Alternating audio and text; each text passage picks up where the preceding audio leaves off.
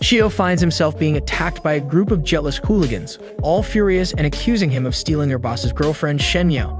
Just as they're about to permanently alter his face, he makes a desperate leap into the water, ready to meet his end. However, instead of drowning, he stumbles upon a mysterious object, a super Q lying at the bottom of the water.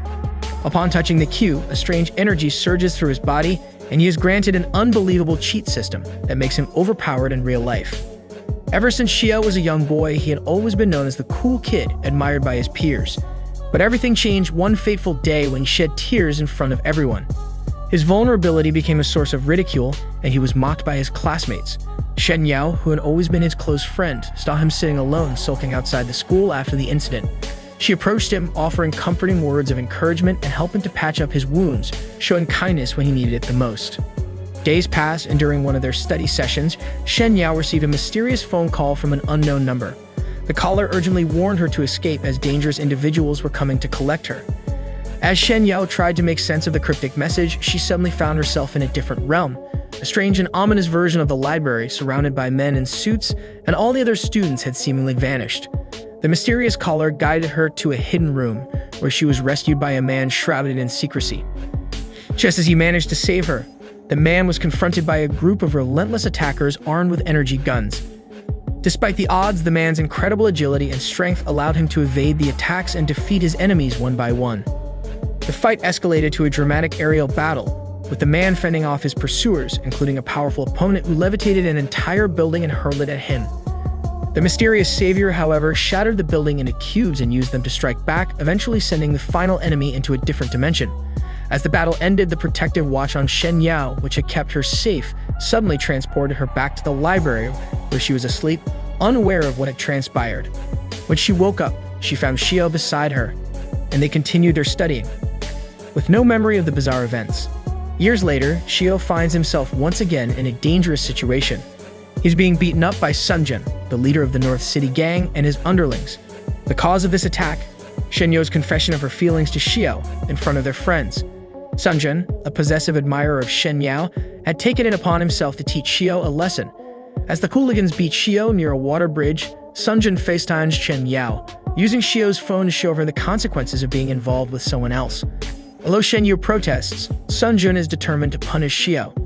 Just as Shio refuses to back down, he headbutts one of the gang members and leaps into the water to escape his attackers. Sunjun's men are furious and frantic, shouting for Shio to stop playing around and emerge from the water.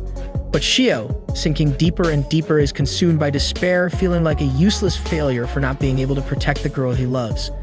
Just as he contemplates his impending demise, he notices something shining at the bottom of the water. Curious, he investigates and discovers a glowing cube. Upon touching it, the cube enters his body and begins to burn with intense energy, causing him excruciating pain. He soon finds himself within a cosmic cube, unsure of what's happening. A voice from within the cube informs him that he now possesses the ability to teleport within a 15-meter radius of the cube's location. Before Shio can fully comprehend the situation, he is teleported into the air above the water, panicking and thinking he's about to fall to his death. Instead, he discovers that he's floating, unable to make sense of the strange turn of events. Below, the hooligans continue searching for him, while Sunjun, sensing a strange presence, looks up only to find nothing. Shio, however, has already been teleported to a classroom. Confused and disoriented, he is bombarded with questions by the voice within the cube, which is now communicating directly with him, where he's not spotted by a guard. The cube transports him back to his room. As he cleans himself up, Shio receives a phone call from Shen Yao, who had been worried since she saw him fall into the water. She had feared he was dead, but is relieved to hear he's safe. Shen Yao suggests they report the incident to the authorities, as Sunjun and his gang had gone too far this time. However, Shio tells her to relax and not worry. He insists that she should get some sleep since it's late, cutting the call without revealing the truth of what had really happened. He knows that no one would believe his story, even if he tried to explain it. After the call, Shio is left alone and the cube begins to speak to him again. It reveals that he is now the chosen user of a powerful artifact known as the Herodra Cube, the ultimate universe system. Despite its small physical form, the cube contains vast, unimaginable power. Shio demands answers, questioning why the cube is helping him, to which the cube responds that it is here to assist him in achieving his ultimate goal, becoming the king of the world. However, Shio has no interest in ruling the world. His only desire is to gain enough power to protect Shen Yao from the dangers that lurk around her. The cube informs Shio that he can increase his strength and abilities by absorbing special energy gems. While regular stones can aid in leveling up, they provide only minimal increments in power. To gain true strength, Shio must obtain special gems. The cube scans his surroundings and points out various objects, including his mother's diamond ring and his father's charismatite stone, as examples of things that hold no energy force. But when the cube detects an energy gem in the garden below, Shio prepares to dig it up. He uses his microwave radiation ability to locate the glowing gem and uncovers it from the soil. Though unimpressed by its modest appearance, Shio follows the cube's instructions and feeds the gem into the system. The gem pulsates with energy, increasing Shio's strength by 2 points and his endurance by 1 point. These improvements translate into real-life combat abilities, making Shio noticeably stronger. The next morning, Shio wakes up feeling exhausted from the previous night's activities. He rushes to school, only to be scolded by Shen Yao for hanging up on her during their phone call. As they enter class, their friends tease Shen Yao about confessing her feelings for Shio. However, the laughter is cut short when Sunjin and his gang storm the classroom, searching for the so-called Rizzler. The gang's thugs start roughing up one of the students, demanding to know Shio's whereabouts. Shio hides behind a book in the classroom, trying to stay out of sight from Sunjin and his gang. However, Sunjin seems to have spotted him, and with an unsettling smirk, he starts walking toward him. Shio, now anxious about the impending confrontation, asks the cube if the power-up he received yesterday is enough to handle the gang. The cube responds, informing him that his combat power level is 22, whereas the average combat level of the gang is only 5, which puts him at a significant advantage. As Sunjin approaches, Shen Yao stands up and tells him to leave him alone, her voice firm and determined. Sunjin, ever deluded by his own sense of superiority, responds by mocking Shio, accusing him of using Shen Yao as a shield and acting like a coward. Shen Yao, however, won't back down. She insists that Shio is a real man and demands Sunjin leave immediately. Shio, encouraged by her support, rises to his feet and tells her to leave everything to him. Sunjin, visibly irritated by Shio's boldness, grabs Shio by the shirt, attempting to intimidate him. But Shio stands his ground, refusing to show fear. He tightens his grip on Sunjin's hand, surprising the gang leader with his newfound strength. Sunjin can hardly believe how much stronger Shio has become in such a short time. Just as things start to escalate, the teacher walks into the classroom, putting an end to the confrontation.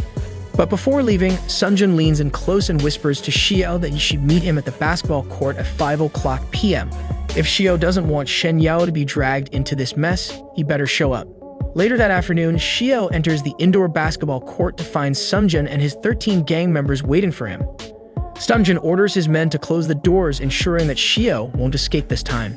Shio assesses the situation, and the Q immediately provides him with a probability check. It informs him that he has only a 20% chance of winning if they all attack him together. Despite the odds, Shio remains resolute, determined to stand his ground. Sunjin confronts Shio, demanding that he promise to stop seeing Shen Yao. He also wants Shio to kneel and apologize for his actions. In response, Shio mocks Sunjin, calling him out for not being a good role model to his underlings. He questions why Sunjin won't fight him one-on-one, accusing him of being too afraid to face him directly. Shio pushes Sunjin's buttons further by revealing that he went easy on him earlier that morning in front of the class. This sends Sunjin into a fury, but before he can lash out, one of the gang members steps forward. This new opponent, a burly, bald man, offers to fight Shio instead, claiming that Shio isn't worth Sunjin's time. The bald man is revealed to be the strongest fighter in the gang. The Q, however, reassures Shio that he has nothing to fear, as the bald man's combat level is only 10, far below Shio's current abilities. The bald man begins the fight by throwing a basketball at Shio, but he easily dodges it. The gang member follows up with a barrage of punches, but Shio evades each one with swift movements. Meanwhile, Shen Yao grows increasingly concerned as she tries calling Shio, but he doesn't answer. Worried, she contacts the school authorities to alert them of the situation.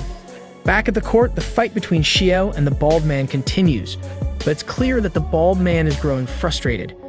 He's unable to land a single hit on Shio, and his energy is quickly depleting. In a fit of rage, the bald man charges at Shio, but Shio effortlessly catches his foot, landing a solid punch to the man's face. With a single move, Shio throws the bald man aside like he's nothing, knocking him out cold. The gang stands in shock, unable to comprehend how their strongest fighter was so easily defeated. Panic spreads among them as they realize Shio's true strength. Undeterred, Shio calls out to the gang, daring anyone else to come forward and face him. Sunjin, however, laughs mockingly. He's no longer concerned with one-on-one fights. His plan is to have all of his men attack Xiao at once. The cube analyzes the situation again and informs Xiao that his chances of winning have now increased to 30%, following the defeat of the bald man. The gang begins to chant, preparing to overwhelm Xiao with their numbers, but Xiao was undeterred. With the help of the system, he is able to keep up with their moves, dodging and countering their attacks. He takes down 2 more of the gang members in quick succession. The gang, seeing their numbers starting to dwindle, resorts to dirty tactics. One of them tries to sneak up on Xiao, but Xiao, quick to adapt, kicks him in the groin, sending the man flying into the air. Sunjin, now growing desperate, urges his remaining men to attack with everything they've got. Xiao, however, uses the entire court to his advantage, maneuvering around the gang and getting the upper hand. Despite their overwhelming numbers, the gang manages to land a few hits on him. Xiao, now visibly annoyed by their cowardly tactics, decides to take matters into his own hands. With an impressive display of strength, he grabs one of the gang members by the legs, spins him around like a ragdoll, and throws him directly into Sunjin's face. As Sunjin staggers, recovering from the blow, he looks around and realizes with dread that Xiao has already defeated every last one of his men. Fear fills his eyes as he realizes that he has messed with the wrong person. Xiao, with a cold and confident stride, begins walking toward him, the tension in the air palpable. Sunjin's bravado fades, replaced by sheer terror as he understands that Xiao is no longer someone he can intimidate or control. The system alerts Xiao that he is completely exhausted and can no longer continue fighting. Sunjin, unaware of Xiao's condition, begins to scream in terror, tears and snot streaming down his face as he begs Xiao not to approach him. Just as Xiao prepares to deal with him, the lights in the gym suddenly flicker on and a rival gang from the South City enters. The new gang members start mocking Sunjin and his North City crew for being weak and losing to a single rookie.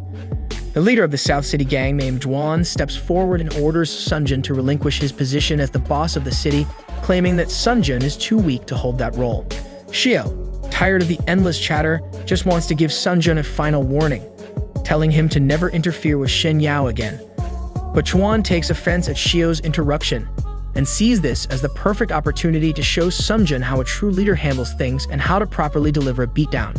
The system, concerned for Xiao's well-being, advises him to flee as he's not in any condition to fight. However, Juan and his gang don't give Xiao a chance to escape. Since the cube is in Xiao's house, not directly with him, he cannot teleport out of the gym's radius. The system then directs him toward the edge of the teleportation zone, guiding him just in time for Xiao to teleport out of the gym, avoiding capture by the South City gang. Now that Xiao knows the boundaries of his teleportation range, he decides to use his abilities strategically. He turns off the lights and begins to ambush Juan and his gang, using the darkness to his advantage. When the lights come back on, Juan's gang members are all lying defeated, much to Sunjin's shock and disbelief. He can't comprehend how Xiao could have taken down so many people so easily, and he wonders if Xiao is even human anymore.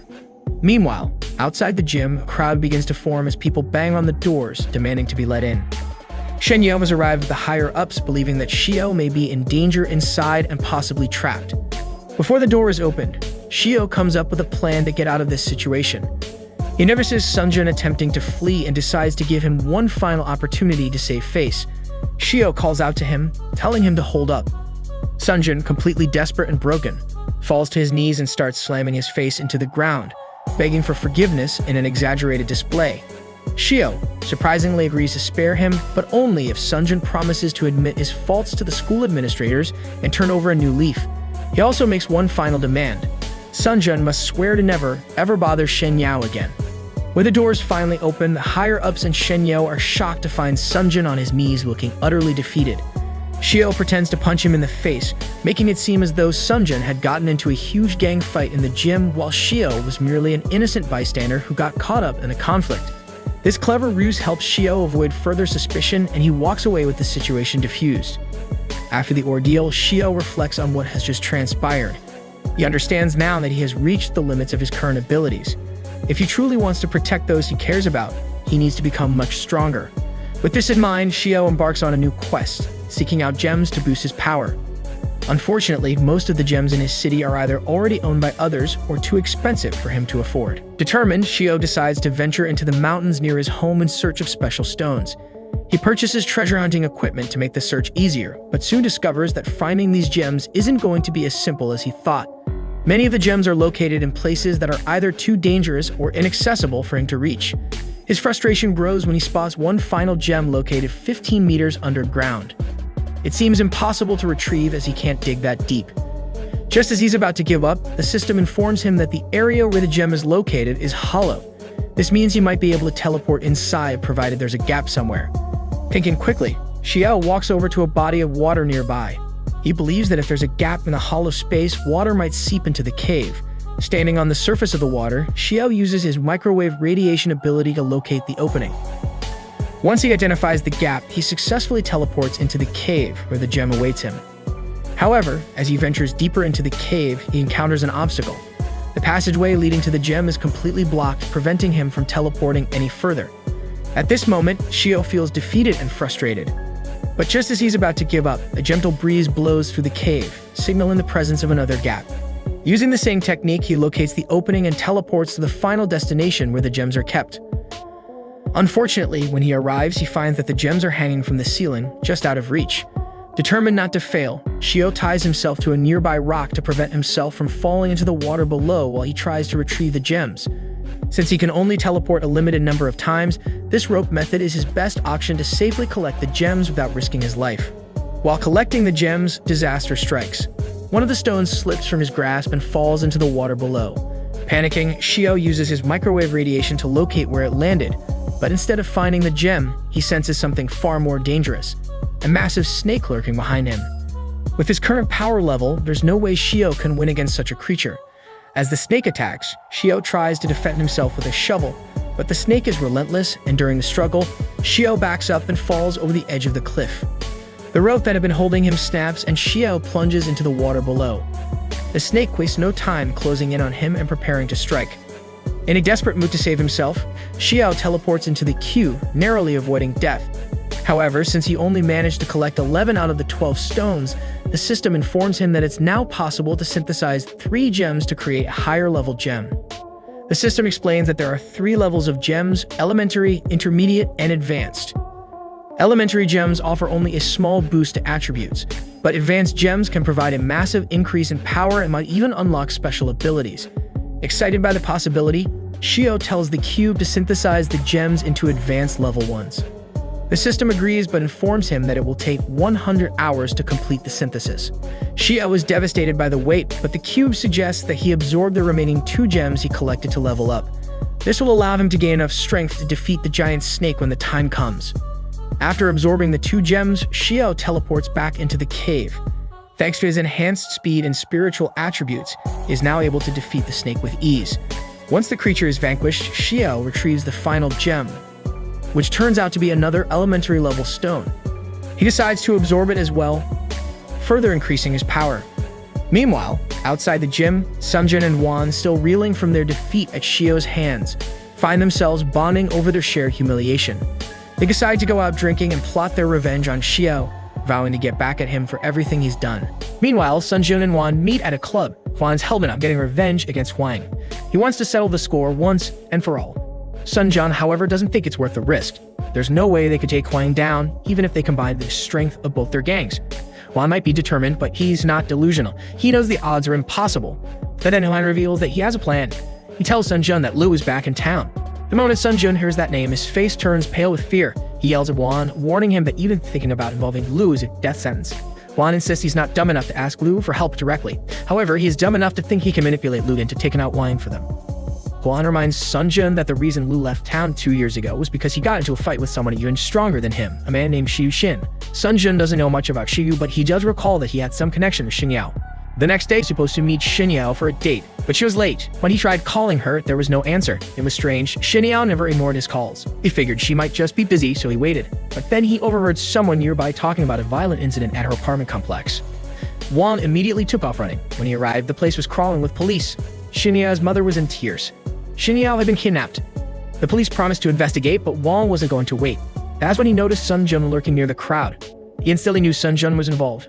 Later, in a dark alley, Wang cornered him and demanded answers.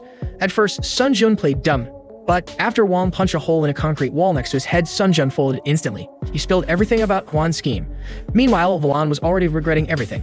Lu had figured out that he was being manipulated, and he hated being used. But he also hated Shigu. If Wan's plan could bring Shigu out, Lu was willing to play along. That didn't mean Huan was forgiven. Lu was currently playing golf with Huan's face. In the corner of the room, Xinyao was tied up, terrified after witnessing what Lu had done to Wan. She avoided eye contact, but Lu walked right up to her. He told her he had a few questions, and she better not lie, or her face would be rearranged too. He asked about her connection to Shigu. Xinyao insisted she had no idea who that was. Lu didn't believe her. Records showed Shigu had risked everything to save her, so there was no way she didn't know him. It was possible, though, that Shigu had saved her without ever revealing his identity.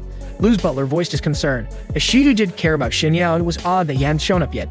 And even if he did, the butler wasn't convinced Lu could win against him. Despite all the money spent hiring elite fighters, no one really knew how strong Shigu was. It might not be wise to hurt Xinyao without a proper plan. Lu, understanding the risk, backed down. For now, he'd leave Xinyao unharmed. Back with Wang, Sun Jun was finishing the full explanation. Wan's entire plan hinged on using Xinyao to provoke Shigu. Sun Jun reminded Wang about the near kidnapping from years ago. While the public believed a random hero saved her, it was actually Shigu. Since that day, Shigu had stayed hidden. The only time he left a trace was when he broke 2 of Lu's fingers. Lu had been hunting him ever since. Wan decided to exploit that hatred by giving Lu info that led to Shenyao's kidnapping. Sun Jun, for the record, was against the whole thing. Wang had heard enough and let Sun Jun go, since he wasn't part of the plot, and headed off to rescue Xinyao. When he arrived at the construction site, his system warned him 7 powerful martial artists were waiting inside. Wang realized he was in for a real fight. He asked the system if the advanced gem he was waiting on was ready, but still needed 30 minutes to synthesize. He could wait for his power boost, but Xinyao could be in danger and didn't have time. As he walked toward the building, Lu and his crew spotted him. Though Wang wasn't Shigu, Lu thought it would be entertaining to toy with him. He ordered his fighters to attack, but only one at a time. Jumping Wang all at once wouldn't be fun to watch. Wang walked up to the front gate, ready for the battle of his life. Our new Van begins with Haruto, who became shut-in for 5 years after being bullied at school. Then suddenly, a flash of light occurs, and a goddess welcomes him to heaven. She carefully chooses Haruto to be reincarnated since he died in his room. The goddess is about to reincarnate him into a magical world, so she blesses him with a set of overpowered skills. Thinking back on his boring life, Haruto wants to enjoy this new one. And thus he is reincarnated into a royal family as the first prince named Rihard. His father is King Jilk, and his mother is a hero named Galt, who defeated the Demon King. However, when the court mage performs a magic aptitude test, they see that Haruto is only at level 2 with just barrier magic and no elemental magic. This would be considered a disgrace to the king and the hero if the public found out that their newborn is weak. So his own father and mother order their servant to silently dispose of Haruto, considering him trash. The goddess observes the situation and becomes worried. She tells her friend that she granted Haruto a level of 1002, but this world's level measuring device won't go above 2 digits. Moreover, she forgot to give him an elemental power. As a result, Haruto is thrown away into the woods. This goddess is a bit of a knucklehead. Anyway, in the woods, Haruto recalls the barrier magic that the mage mentioned, so he imagines it and the barrier appears. He can also freely change its format at will, so he uses the barrier on himself to fly up into the sky. Haruto is pleased with his powers because they don't even burn a little bit of his mana. Then Haruto lifts the whole area out from the ground, and the wolf realizes she's totally screwed. She surrenders to him, but Haruto thinks his ears are ringing. Haruto still proceeds, and then the lady wolf speaks, surrendering a second time. Haruto realizes it was for speaking. Haruto introduces himself and explains to her that his father, the king, threw him away for having weak mana. But the wolf lady named Flaw can see that Haruto has an enormous amount of mana that easily surpasses human limits. Seeing this, Flaw mistakes Haruto for being a demon king, and Haruto goes along with her imagination, saying that he was a demon king in his previous life. Flaw then waits for a punishment of death for trying to kill Haruto, but Haruto shows generosity and spares her life. Haruto uses his barrier to create a telepathic link between them to transfer their thoughts. Then, a man arrives claiming to be Haruto's relative. He came to save him and take him in, but Fla claims that Haruto is her master, so he belongs to her. His name is Gold, and he offers some milk for Haruto, but Fla refuses. Gold tells her that he lost his first child during childbirth, and Haruto was abandoned because he was weak. He wanted to save him because it doesn't matter to him if he's weak. He believes every child should have a chance to live. Hearing his backstory, Flo bursts into tears out of sympathy. Seeing her reaction, Gold offers to take her in as well. They come to a deal, and Flo agrees to his offer. Gold then breaks Haruto's basket to fool everyone into thinking Haruto died. With that, Haruto is adopted by Gold and his wife, Natalia. 9 years go by, and in that time, Haruto gets a little sister named Charlotte. However, it's clear she doesn't like him. Instead, she loves Flo and wants to play with her. But Flo disagrees as she needs to help Haruto. Haruto asks Flo to go with Charlotte, and she agrees. Natalia tells Haruto that Charlotte is perhaps shy around him because he's a boy but is carefree when she's with Fleur. Natalia wants Haruto to be social since he's the heir of their family and suggests he do something special for Charlotte to bond with her. However, Haruto is planning to leave home once he comes of age. He even made a clone with a barrier, but doesn't move or talk. If he were to go off on his own, naturally Fleur would follow him, and if that happens, Charlotte would hate him for her entire life. Then Gold calls Haruto out to the yard because he wants to train him in swordsmanship since Haruto has the lowest amount of mana. Haruto knows he won't get away from it. Also, Gold is a seasoned warrior at the top-notch level, nicknamed Earth-Shattering Warhammer, so Haruto uses a barrier on himself to make up for his lack of physical strength. When Haruto tries to strike, Gold sees the powerful attack and dodges it in time because it's powerful enough to put a dent in the ground. Gold is surprised to his core. However, Haruto still thinks that he's at level 2 because when he tested himself, his level showed as 002.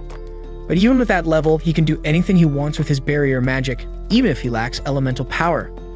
Later that night, Natalia notices that Gold is lost in thought. Gold tells Natalia that he trained Haruto today, but after seeing his powers, he thinks Haruto might be a reincarnation of a demon.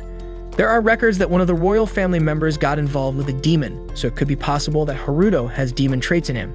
Since the demon wolf, Fleur, considers him her master, it could be possible.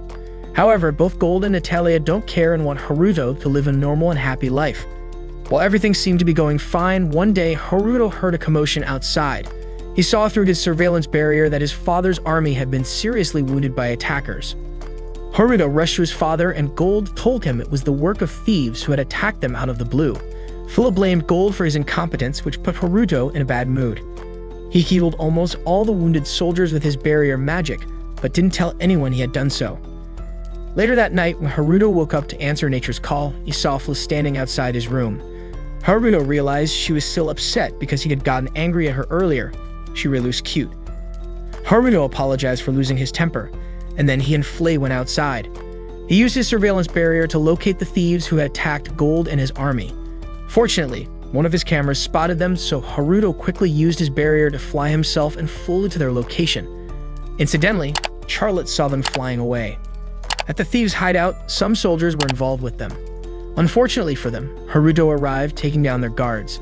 He quickly froze the thieves with his barrier magic, and when one of them tried to speak nonsense, Haruto made an example out of him. After tying them up, the captain of their group told Haruto that they were soldiers of the neighboring empire infiltrating to cause chaos. They even had a mole working for them, helping them pass the borders of the empire. That was all they knew. Haruto realized that someone more influential than Gold must be behind this plan.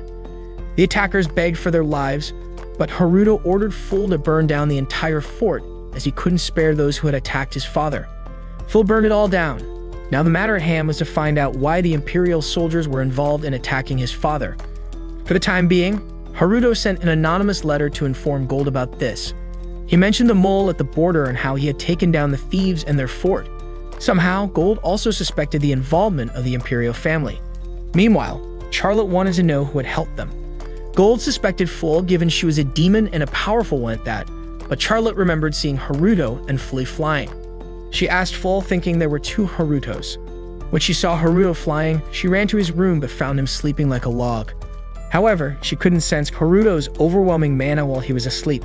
Fleur was impressed that Charlotte could sense Haruto's mana and as few people could do that. Charlotte wanted to know more about Haruto's powers, but Fleur kept silent.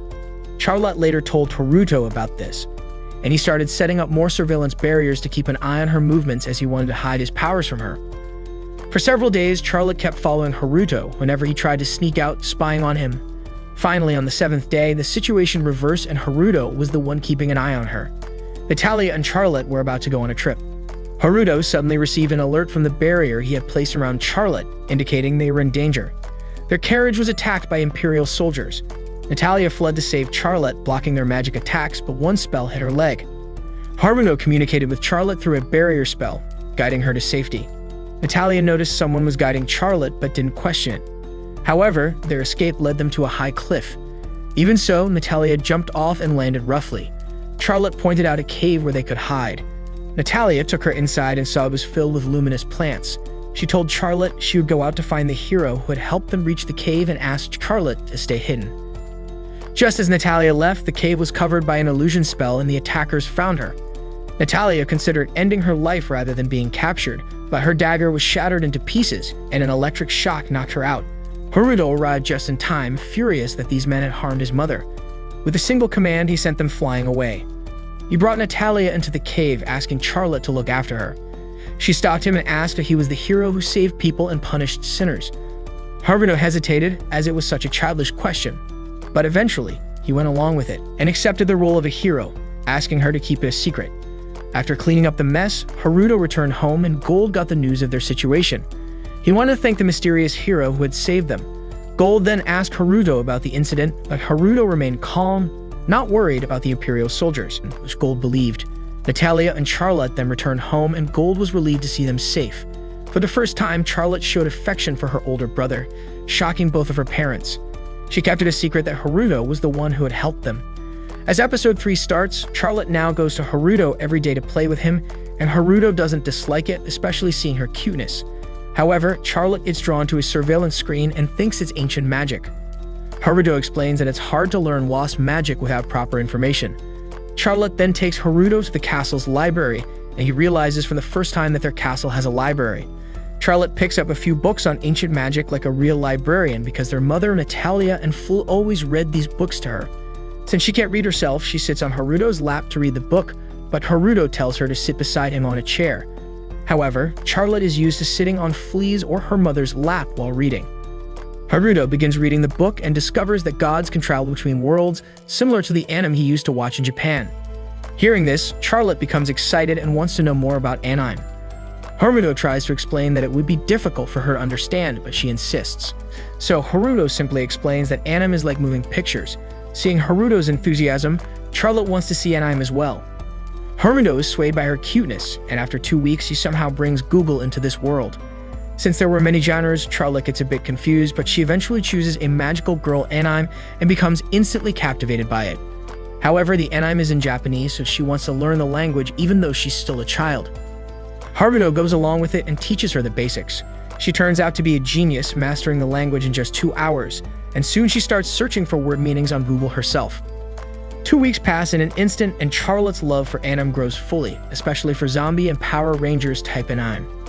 Haruto doesn't want to let her watch anime all day long, but she looks so cute while enjoying her shows. However, it could affect her health, so as a big brother, Haruto decides to be a bit strict. Since she's becoming an otaku, Charlotte wants to start another season of anime, but Haruto stops her, setting a ground rule of watching anime for only 3 hours a day as it's not healthy for a kid to watch that much TV. This comes as a real shock to her. At dinner, Charlotte is dozing off, so Gold asks Haruto what she's been up to as she spends all her time with him. Charlotte quickly gets up to tell them that she's studying ancient magic with Haruto. After dinner, Charlotte continues to follow Haruto with her puppy dog eyes for more anime, but Haruto is firm about the 3-hour rule. She can tags along in the bath because she has nothing else to do besides watch anime. Typical otaku behavior. Charlotte notices Haruto's royal birthmark, but she has no idea it's a royal mark and instead thinks it's a hero's mark. Finally, when it's night, Charlotte is still sticking to him while their mother, Natalia, enjoys herself and supports Charlotte from afar. Then the day comes when Gold leaves to wipe out the remaining thieves and Charlotte starts worrying about him. She wants Haruto to do something since he's the hero of justice. Haruto, once again swayed by her puppy dog eyes, gives in. She wants Haruto to transform like a hero, so he fulfills her wish by choosing the look of La Luche Vi Britannia. Charlotte wants to tag along as well, but Haruto refuses because it's dangerous, seeing her sad. Haruto gives her a live surveillance feed, which brightens her up. Haruto then finds those thieves and traps them with his barrier. It's way too easy. He confronts them to give Charlotte a live anime experience. After defeating them, Gold arrives and isn't hostile toward Haruto, asking for his name. Haruto, unable to come up with anything, names himself Still Pending. Honestly, it's the crappiest name and even Haruto knows it. Gold wants to know his motive, so Haruto has to go along with cheesy hero dialogue to make her happy. This cheesy hero, Still Pending, becomes an embarrassing reality with many heroic deeds. After a few days, Haruto successfully creates a working clone of himself, but it becomes a carbon copy. Charlotte, who is right there, becomes confused seeing 2 brothers. Then Haruto and Charlotte are called out because the crown prince and princess are visiting them. Haruto knows they are his blood siblings, but when Gold greets Princess Moran first, Prince Lise thinks Gold disrespected him for being second. Lise is a cocky brat, but Gold apologizes. Moran tells him to mind his manners, but the brat starts insulting his own older sister because he sees Moran as a tool for political relationships. Haruno can't believe what his royal mother and father have been teaching him. Prince Lise continues his tirade and looks down on Haruto because he's Gold's adopted son and a weak level 2. He gets cocky and challenges Haruto to a duel in the yard to teach him a lesson. Haruto notices that Lise is at level 9 and could max out at 40. Lise takes the first swing, but Haruto dodges it quickly. Lise then orders Haruto not to dodge because he wants to teach him manners, so Haruto complies. But no matter how much Lise attacks, Haruto's barrier protects him. Lise becomes frustrated and demands Haruto fight back. This is what Haruto wanted to hear. He gets back in the game and beats up Lise hardcore. Moran intervenes, telling Lise to stop because he's making a fool of himself. His ego hurt, Lise uses a fireball to harm Haruto, but Haruto cancels his spell. Once again, Moran tells Lise to stop, but he thinks Haruto is cheating because it takes an intermediate mage to cast Magic Absorb. Hearing this, Haruto decides to return every fireball he absorbed, and Lise has no choice but to admit defeat. As a big sister, Moran apologizes to Haruto, but he doesn't mind and takes his leave. Haruto wonders if his royal mother and father are still keeping tabs on him, but then again, they did throw him away for being weak. Haruto realizes anything is possible. And with that, our episode 3 comes to an end. Subscribe to the channel and hit the bell icon to receive the latest updates on my newly uploaded video.